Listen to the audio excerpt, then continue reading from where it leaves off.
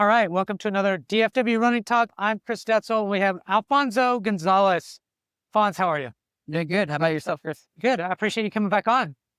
Thanks for having me. Yeah, I feel like it's been a little while. Yeah, it's been a while. Over a year. I think you were one of my first guests, but today we're in Boston. We're at where are we at? The Hilton Plaza in Boston, something like that. I've been saying this 20 times today.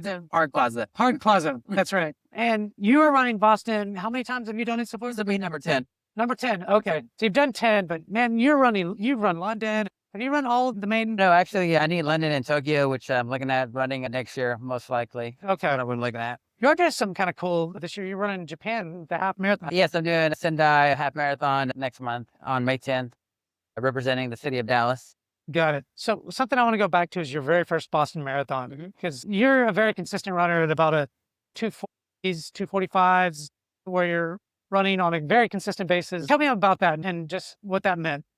My first one, that was my goal. That's really what pushed me to drive me to the next level. That I kept hearing runners talking about Boston, so I kept trying at it. Once I got here, of course, I heard all the good runners were here. Yeah. So that was my goal. It was something to shoot for.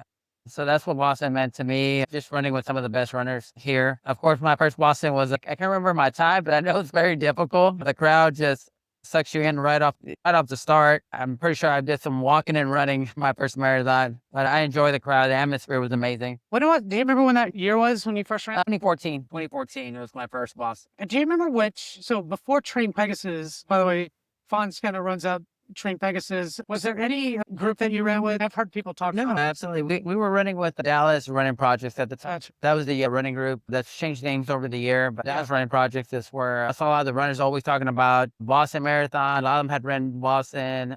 So I wanted to join them on the trip. And that was my goal. Just we were around a bunch of group of great runners who just want to do what they're doing. Yeah, and what's crazy is over the years, you've created this atmosphere around Train Pegasus of people running these really cool marathons like Boston Marathon.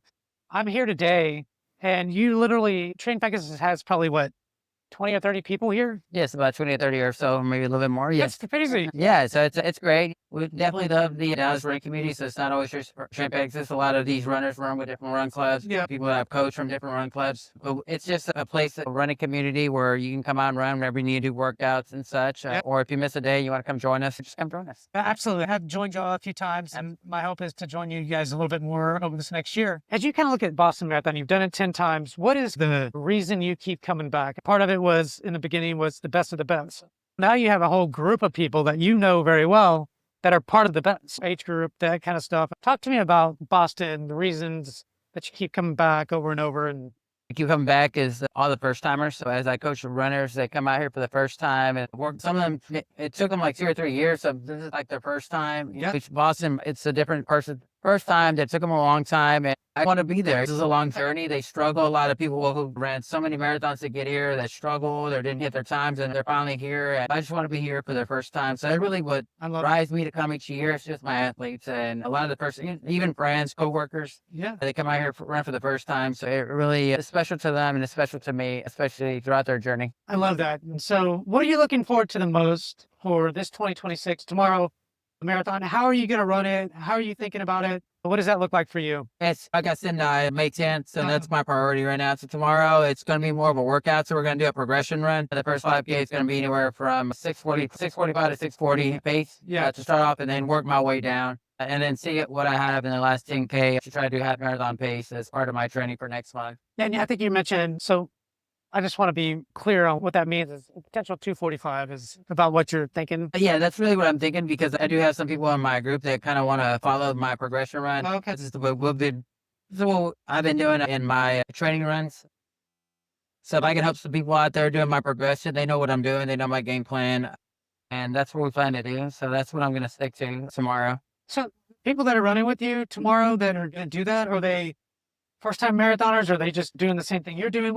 I have some first-timers. Yes, I do have some first-timers, some veterans who just, they're not in shape. It's kind of like I'm a pacer in reality, doing a workout. It's going to be fun to have people. What's great about it, what I really enjoy, most that I'm looking forward to, is that we're going to have a lot of people hop on hop on to what we're doing. Yes, you're there. Everybody's asking you, what are you going to do? What are you going to do? What are you going to do? They're asking questions. So I think our group is really pretty good.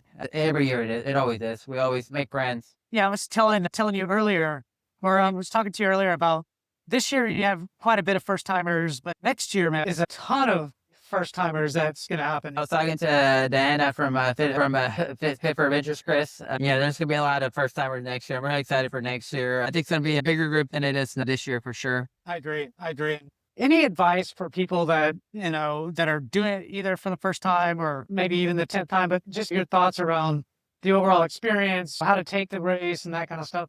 Yes. So my biggest advice is the beginning. There's just so much crowd out there. It's a nature. The cheers, they push you. It feels like you're winning the race. I think you just got to stay calm. I think the best strategy is just to do a progression run. Once you get to 15 to 21 after Heartbreak is really when you pick it up. But I think when you get to 15 with all the rollers, Newton Hills, you need to scale back about 30 seconds during that time. I know it's hard when you've been rolling, but if you scale back, you'll have energy. Right after Heartbreak, you can start picking up the speed again. It's hard, but you have to be very disciplined to slow down during that time, during the Newton Hills and Heartbreak. But after Heartbreak, you can go back at it. One of the things that, and I just know this firsthand, I was running the Dallas Half Marathon, and one of your runners that you coach, her name is Jera, and you gave her a plan, and part of that plan was to kind of start off slower, a progressive run like you're talking about, and she was doing it. Like I was running like a 7:15 pace in the first 2 or 3 miles, and this woman's 20 years old, by the way.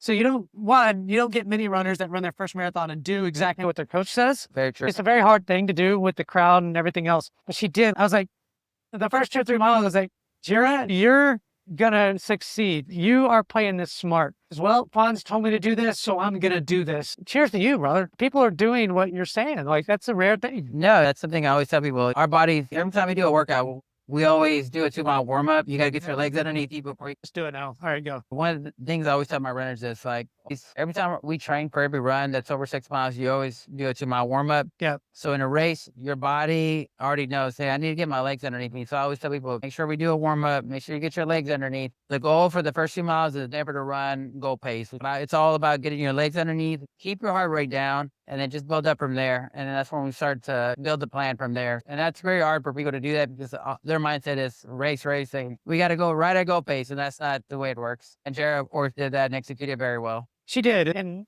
I assume a lot of your runners have been doing that. There's this one runner I just spoke to. And no, absolutely.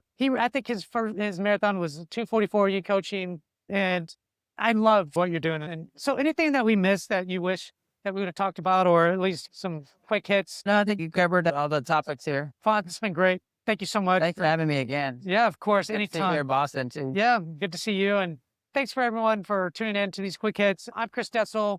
Go to dfwrunningtalk.substack.com to tune into the newsletter. Until then, take care.